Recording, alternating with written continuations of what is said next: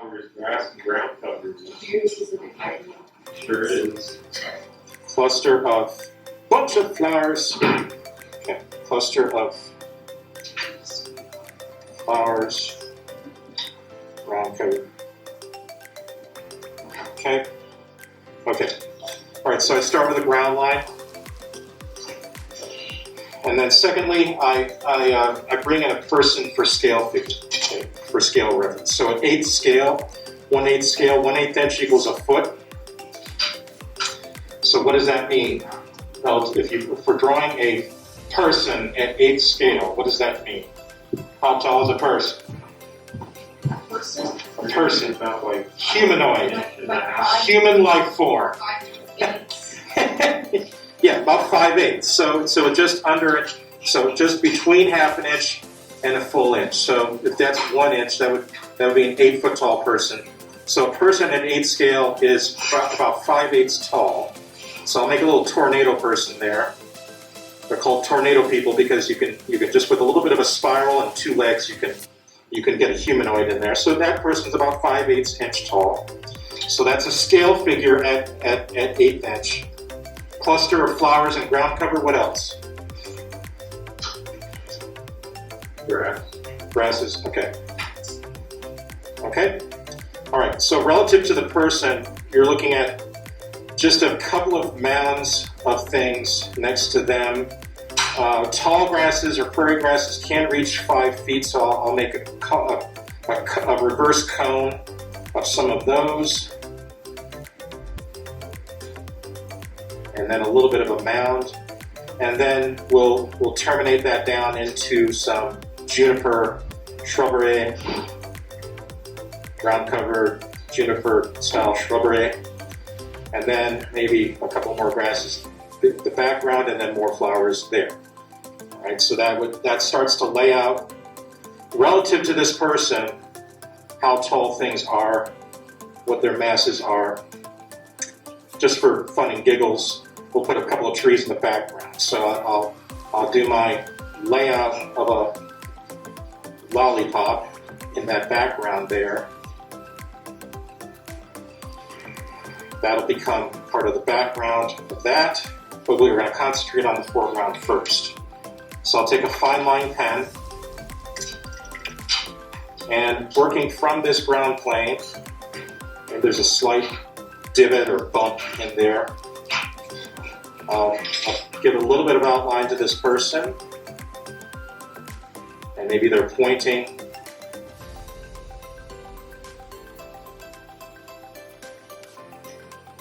Or holding a balloon. I'm going to do a back and forth kind of broadleaf pattern. Back, in and out, back and forth. With a little bit of flower heads popping out from that. So that's a very simple broadleaf pattern that could be an annual, something like that, up and down, in and out kind of scribble pattern. For grasses, I'm going to give myself a limit with a few dots. That limit is the upper limit of the tall, carpety, hairy tops of these grasses. Then from that base, I'm going to pull a line and then gradually lift it. Pull and gradually lift, pull and gradually lift. As I do that, I'm going to turn direction, make it curl, make it overlap to give that impression of a tall grass. Pull and gradually lift, pull and gradually lift, pull and gradually lift. Make a little turn, and you can click, click, click, click, click, click, click, click, click, click. That goes faster. Respecting that the tops of your grasses are actually these dots.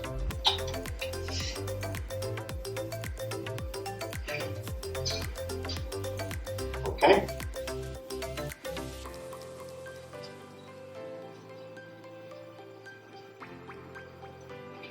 Maybe a balloon person has a couple of friends coming over. Or tap geese. All right, low juniper. A low juniper is the lower shrub that has evergreen leaves, a lot of oil in it. Remember, we looked at a creeping juniper right outside of the Robert Bell building. We looked at that together.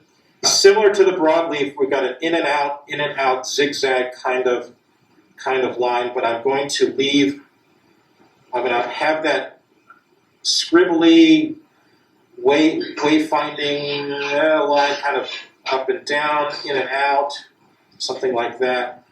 But I'm going to leave some space in between. I'll reinforce that with some dots.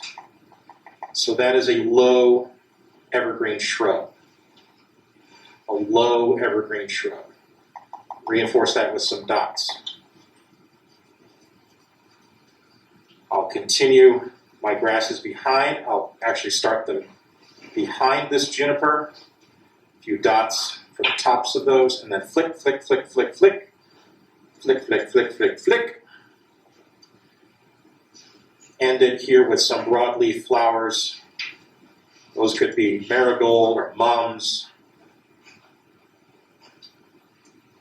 Finishing out this flower bed.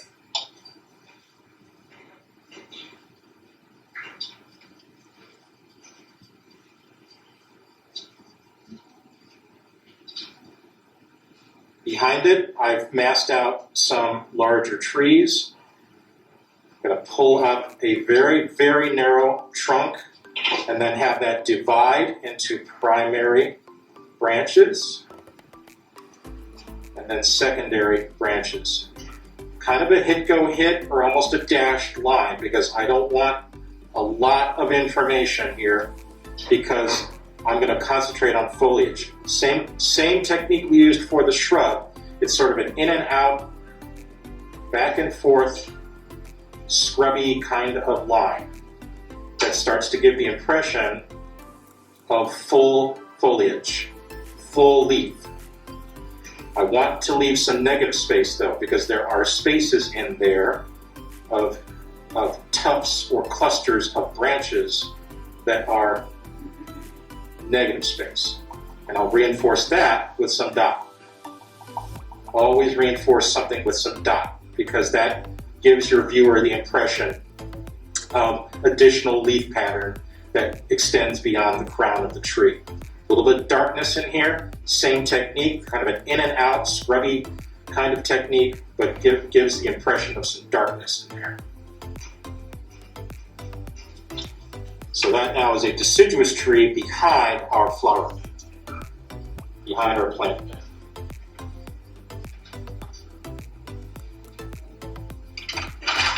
Any questions?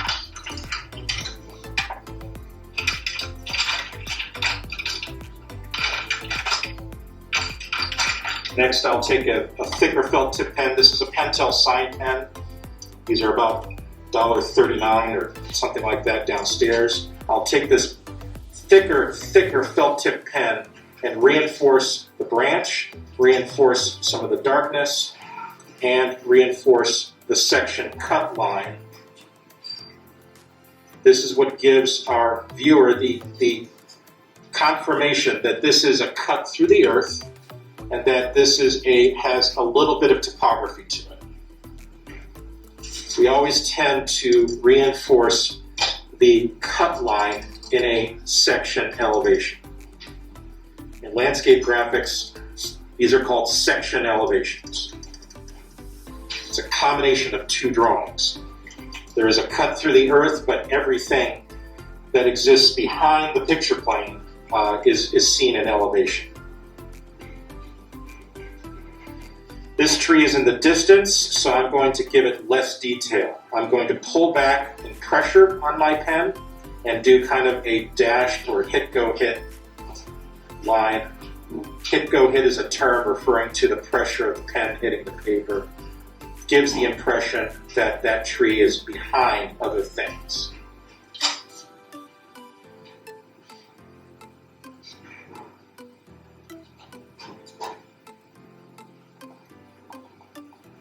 It starts to cover up things in your foreground, just add a little more line weight to your foreground.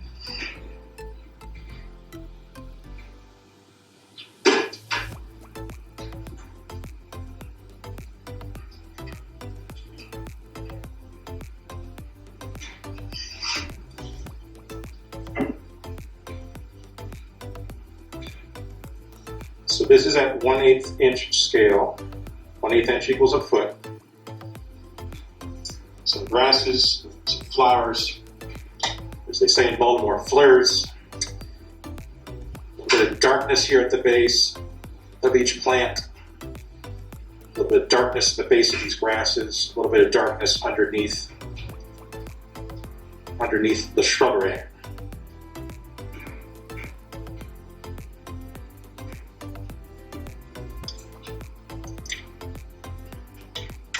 All right.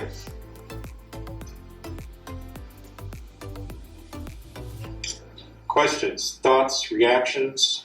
Would you like us to add people to Louder. Would you like to add people to online? I find it helpful because it's reminding you of the scale that you're drawing. I personally find it very helpful.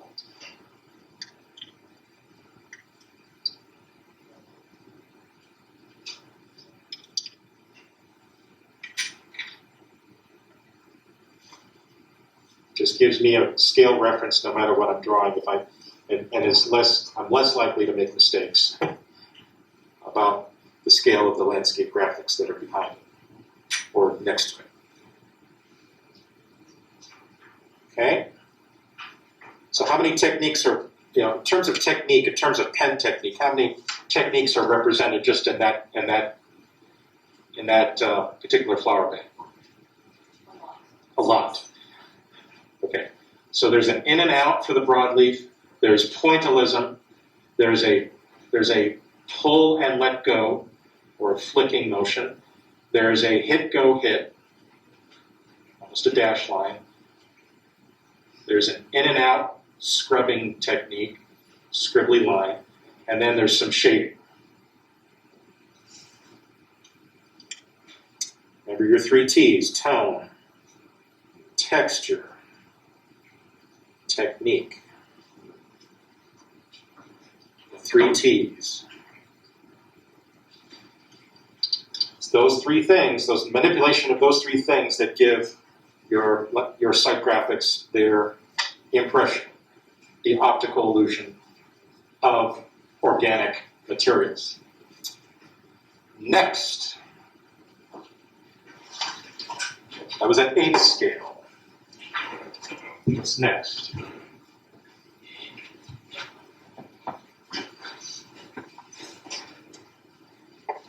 Can you do like the boulders, just for like neighborhood clusters? Yep.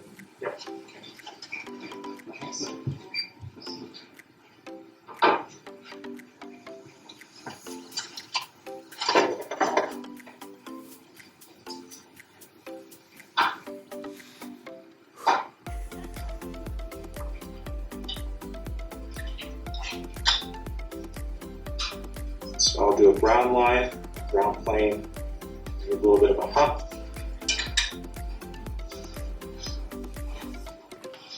Eighth scale, do a little tornado person, about 5/8 inch tall.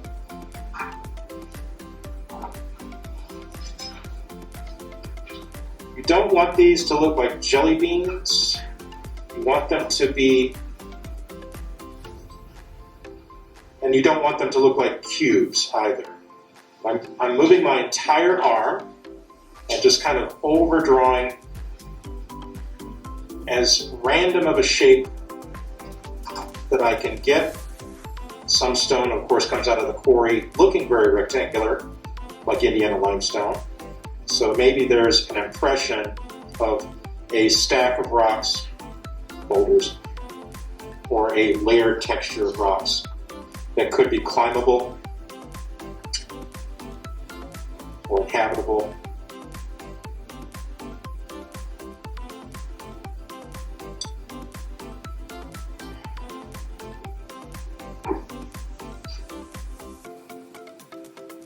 There's some wonderful rock gardens at Chicago Botanic Garden and Glencoe that have waterfalls running through them. Just some wonderful rock gardens. And of course, our students love climbing them immediately. So go for a mixture of rigid and rounded shapes in each shape. When rock is quarried and then cut and then lifted into place with heavy, heavy equipment, it ends up with a lot of these hard edges. These are going to be a 1/8 inch scale. So I'll reinforce the ground line. And then based on these layouts in the blue, I'm going to go over them again. Again, my whole arm is moving. And I'll just use the almost no pressure to try to go for this fine line weight. And then I'll put in some extra cracks and ridges and edges like this. Just try to imagine this with lots of extra cracks and ridges. If you look at Frog Baby here on campus, there's 3 big boulders that define Frog Baby, one in the middle, one on either edge. Those are actually limestone blocks quarried and then sandblasted to look like rocks. Go look at Frog Baby again, you'll see the limestone boulders that help define it are actually sandblasted, sculpted pieces of limestone. And it's because limestone is so plentiful here in Indiana, right? It wouldn't make sense to go all the way to New Hampshire to get some granite to put on campus. It would make sense to quarry limestone locally, well, 3 hours away, and bring it to Muncie. So this is kind of just, what it is it's giving your viewer this illusion that there is a bunch of contours there, right? To reinforce some of our earlier thinking.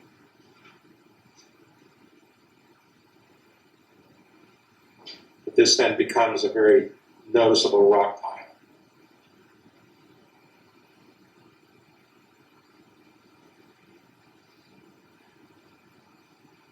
I did a dam removal in West Virginia during lockdown, and along this river in West Virginia, a lot of these types of formations occur naturally. So they become these wonderful climbing surfaces and fishing surfaces. People fly fishing off of them, kids climbing up on them. Big part of the West Virginia landscape are rock formations like this that come from years of strip mining and erosion. At the bottom, I'm going to add a few more of these contour lines, just to not to shade them, but just to give them, reinforce this sort of craggy edges, and then reinforce that with some dot.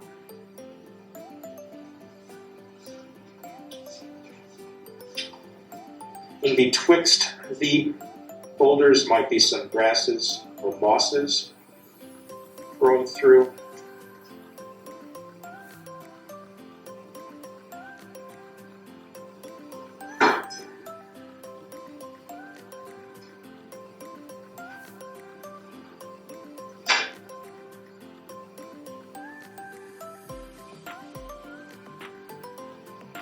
I'll reinforce that with the section cut line.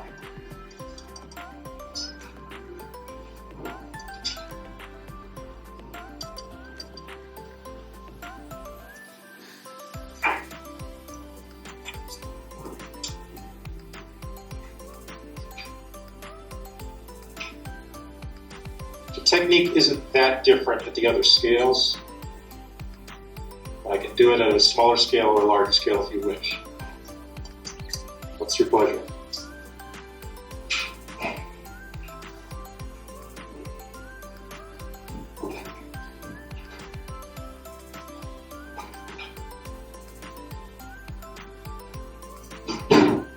Okay.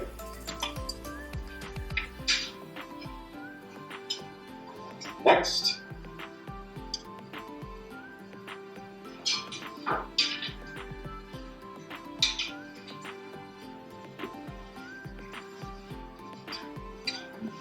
Next. Maybe one cluster of coniferous trees. Cluster of coniferous trees? Yes. Yes. Okay.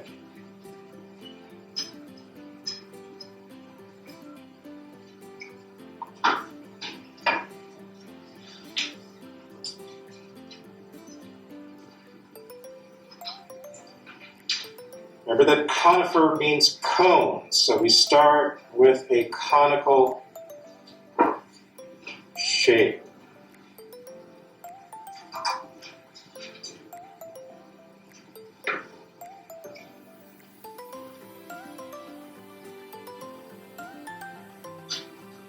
So I'm gonna stick with 8th for this page.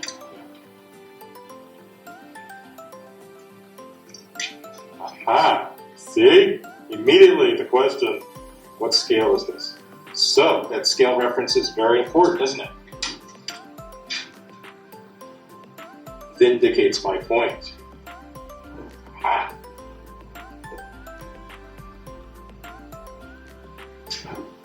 I'm generally not a vindictive person. There was a newspaper in Youngstown, Ohio called the Vindicator. That was kind of fun. The Vindicator. All right, so I've got 3 species going here. Some cedars, maybe some spruce for fur, and maybe we'll do a Scotch pine here. Okay. Similar to this technique up here, but very much lighter, and generally an upward direction. Upward direction. Upward. Upward. Upward direction. It's like an upward explosion. Generally pointing away from the nutrition source, which is the trunk. Generally pointing away from the nutrition source. So the center trunk becomes a center point. Every single branch will divert from that radius point. And then all of our texture will reference also the trunk. Notice how my technique basically points back to the center point trunk, even at the top. All of my stroke is moving in and out, okay? But it's pointing back to that center line representation of the trunk. We all get that? I'll reinforce that with some negative space or layering. There may be some negative space.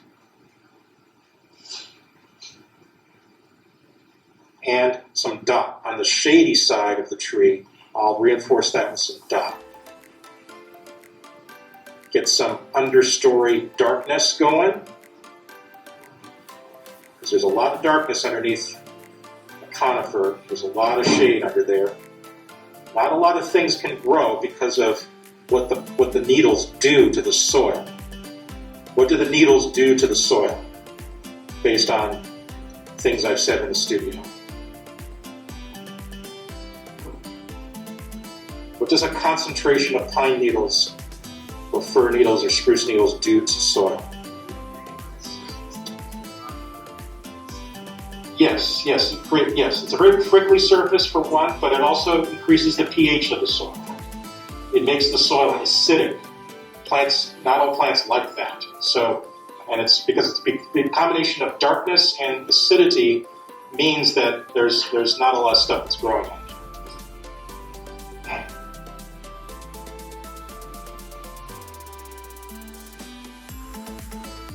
But my family cat liked to sleep under there because it meant that there was nothing else growing in the way. You can make a very nice bed of pine needles, but they smell nice the next day. All right, another species in the background. I'll do one sort of in the background. That in and out, back and forth kind of scrubbing technique, all referencing the center point, the radius point of this tree. With some dark understory, lots of needles, maybe a few hardy weeds or native plants. Most things that we consider weeds are in fact native plants. So we need to rebrand native plants in this country. So those are conical. These are cedars over here. So a line of cedars or a small stand of cedars.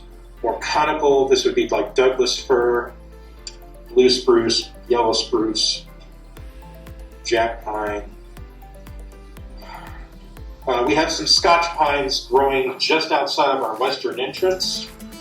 They have center point radius as well, but they have more of an upward direction. They're like, hey! And they grow, they do have primary and secondary branches. They grow kind of an upward tilt. This is reinforced also by their pine cone shape. So Scotch pine has noticeable branches and kind of an upward tilt. So there's a little more, maybe a little more negative space we can work with here with this, with a Scotch pine. We had these growing up, these were in the yard as well. So there's more of an in and out, there's more negative space, in and out, more of a branch pattern almost going up. So this might be a Scotch pine. And it's, instead of a perfect cone, it's more, it has a lot of arms that extend upward. Scotch pine, because it is native to Scotland.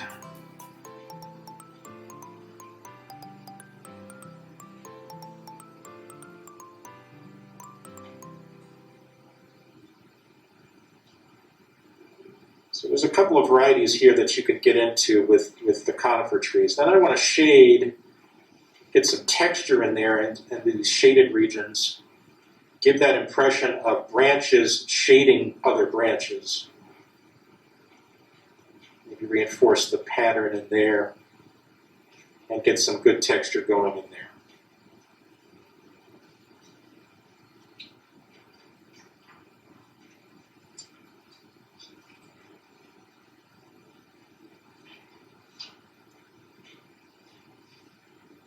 Maybe some trees in the distance.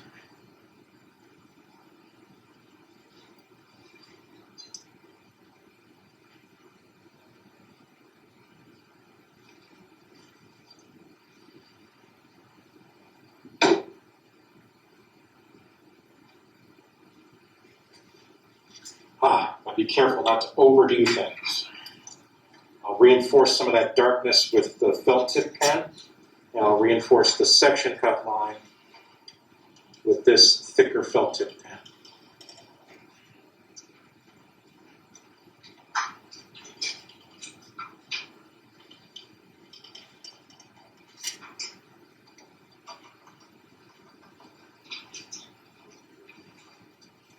Again, if you want to look at some Scotch pines, they're right outside the door here.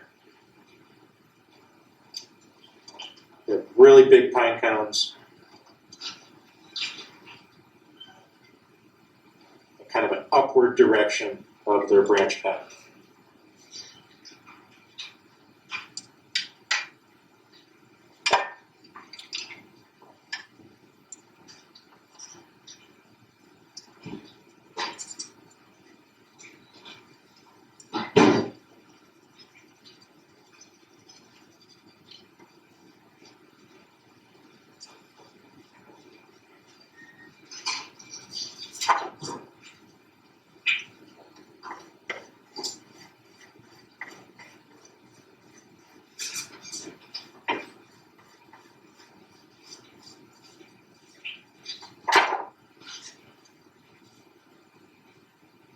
Okay.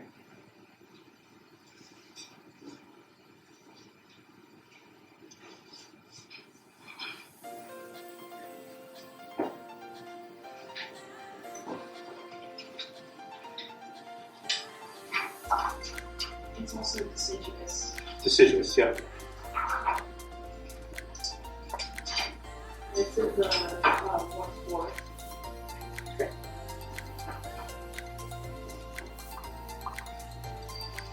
Roger, roger. All right, so 1/4 inch equals a foot. A person needs to be 1.5 inches. 1.5 or 1.25 inches. 1/4 inch equals a foot means that 1 inch only represents 4 feet. Another 1/4 inch represents 5 feet, which would be me. Another quarter inch would be a 6 foot person. So our scale figure gets a little bit larger. This is called a tooth person. This is like when they extract the wisdom teeth from your mouth. You've got the body of the tooth and then the 2 roots of the tooth. So this is a tooth person. This works well for a scale figure model. You'll notice that the head is 1/3 the width of the shoulders. It is not equal to the width of the shoulders. If your head was equal to the width of your shoulders, your body would not be able to support your head. Right? Right. Okay. This has a 1/3 relationship. The size of the head is 1/3 to the width of the shoulders. So that means I want to see really small heads, nice broad shoulders. I don't want to see any big heads anymore. Got it? If I do, I will put antenna on them and assume that ants have taken over your drawing. Okay? Okay? 1/3 relationship. This person is approximately anywhere from 1.25 to 1.5 inches. If we are representing the 1/4 inch equals 1 foot scale. So these are called tooth people.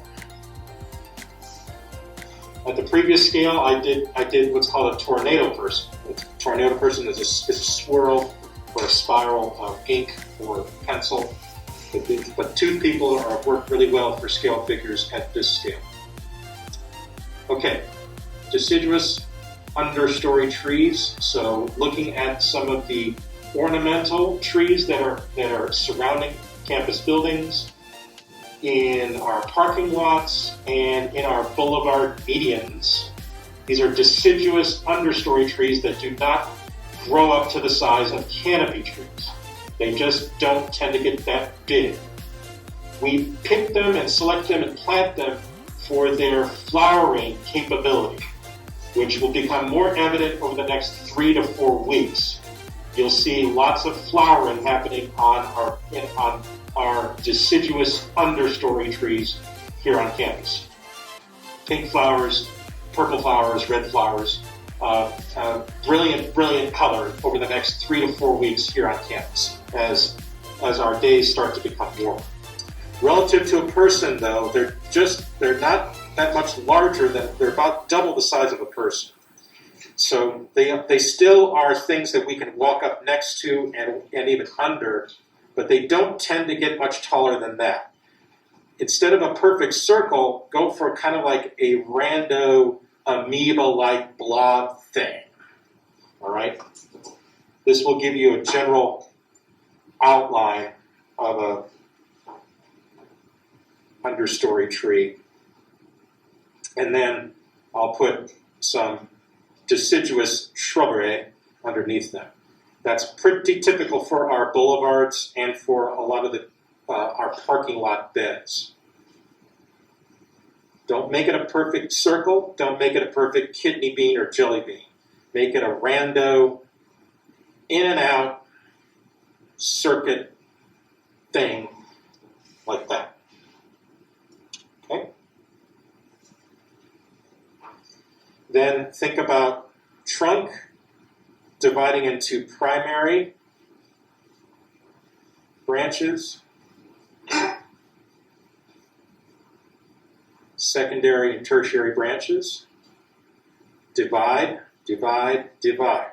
Just like blood vessels in your hand, right? We have an artery, we have capillaries, we have a hierarchy of nutrition and blood,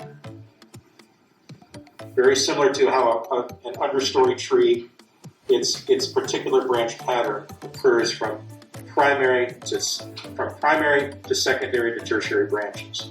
That's approximately a 1/3, 1/3, 1/3 arrangement. The tertiary branches reach all the way to the crown. Remember, to draw a tree properly, you have to understand how it works, how it lives, how it grows. It doesn't work any other way. And this is through repetitive observation and understanding of the nutrition process that the tree goes through. Okay, brown line. Trunk. Double line coming up from the ground. Then I look for that division point. That becomes the division of primary branches, then dividing into secondary branches. Primary, secondary, tertiary branch.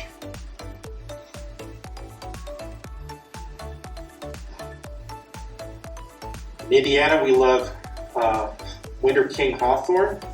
It has beautiful purple flowers in the spring. Then it has intense red berries in the winter. Birds love it because it's a food source. It's something we often select for boulevard medians and parking lots and entrances, things like that. Then at the crown, I'm going to do my scrubbing in and out technique. In and out, in and out, in and out.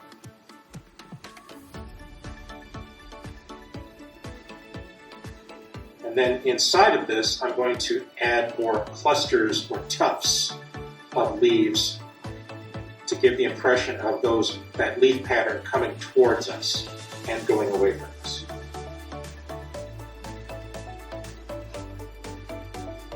I'll reinforce that with dot. Need to get some darkness in here. So I'll use more intensity on the pen.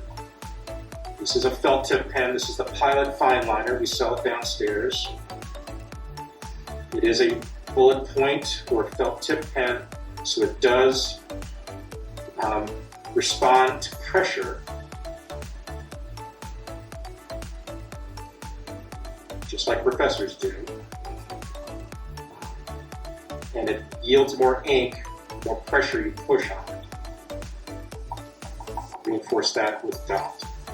See how I've got some darkness in there? Those clusters or clumps of leaves.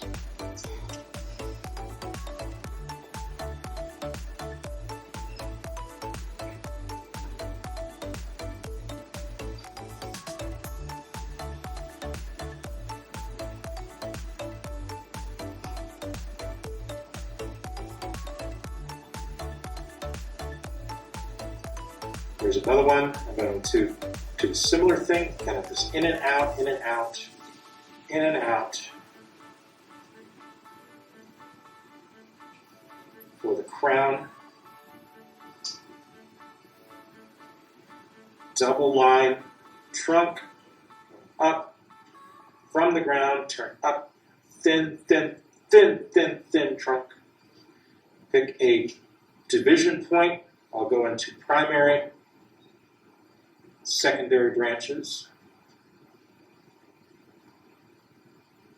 Nice and dark.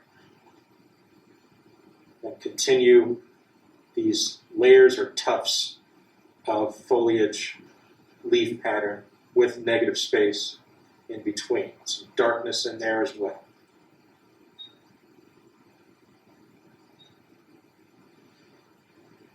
Practice this technique, master this technique, and every tree that you draw from henceforth will be different. Your clients will love that because it shows that, one, that you care, and it shows that their work is respective of nature.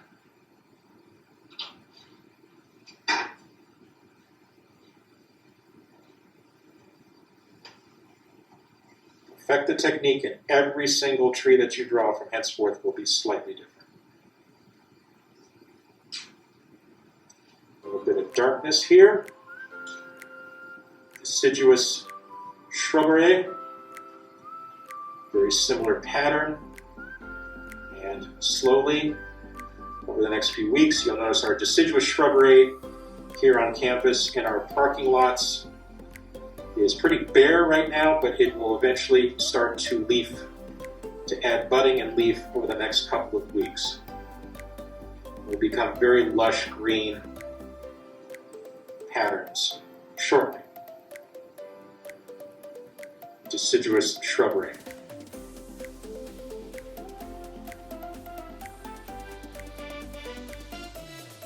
Part of of the sedum family for a lot of the shrubs that are here, perennial shrubs that are here in our parking lots, flower beds.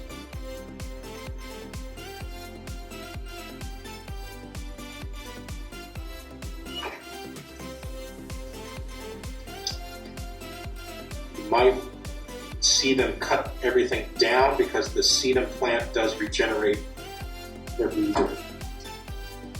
So you might see folks from ground crew cutting those down to the ground and then allowing the plant to regenerate over the spring and summer.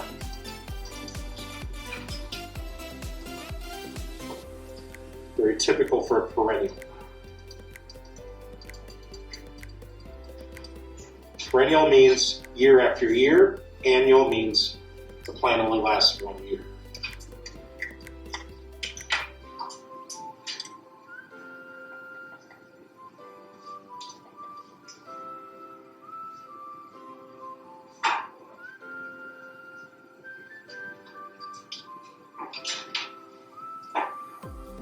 Get some darkness in there.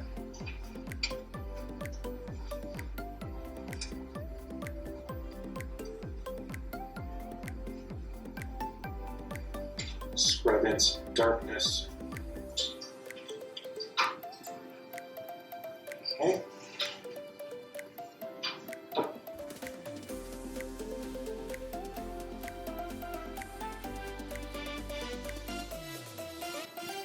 Then from that frond, we go back, back, back, back, back, back, back, back, back, back, back, back.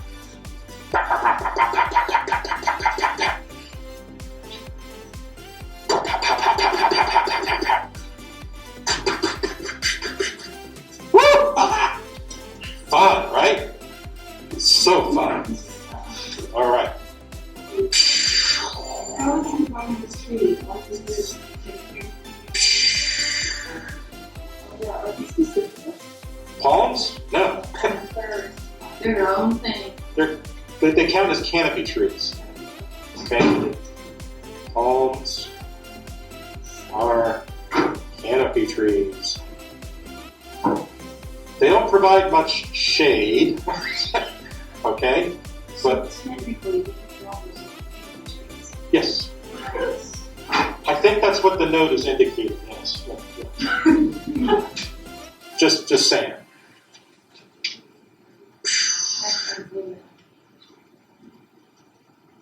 Lots of dark, dead growth in there. Okay, palms have a lot of dead fronds and stuff, kind of gnarly in there, and a lot of things growing up.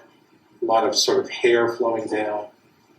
But then the fronds that are live have these wonderful linear patterns of overlapping fronds. Palm tree is actually in the grass family, so that's another fun fact for the day. Palm trees have more related to grasses than they do trees, and then there's some good gnarly texture on the trunk.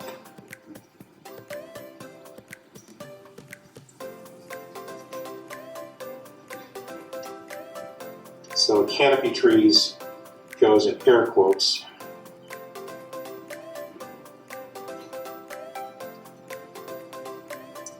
Sitting under here is Tony Romo with a phone.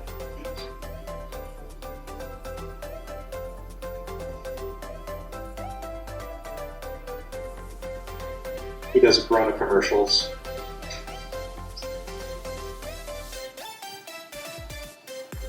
Now Snoop Dogg is doing Corona commercials. I never thought I would see that.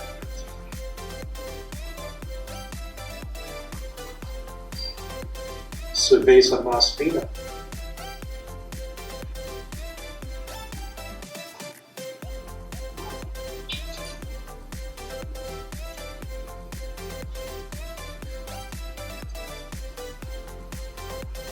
Oh, these are so much fun.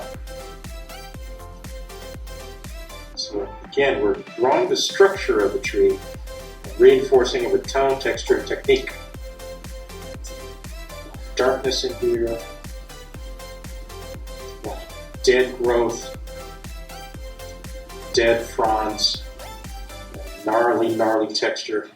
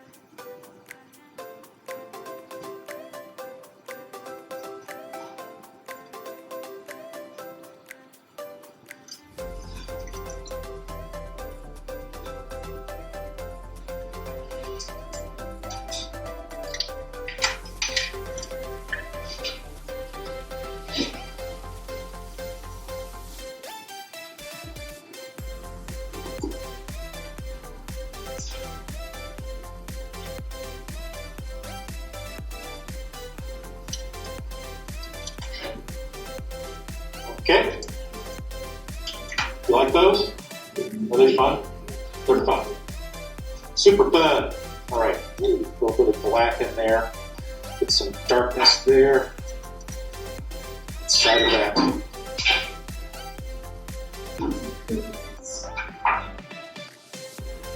Possibly. Coconut palm is a different species. This is the Mexican palm or the Washingtonian palm. The coconut palm is a different species. So there's more than one, obviously. These are classic California and Florida palms. You head down the Gulf Coast, you'll see 5 or 6 different species there. California, you'll see, again, 5 or 6 different species distributed throughout streets, parks, and boulevards. Sunset Boulevard, Wilshire Boulevard, something like that. Okay.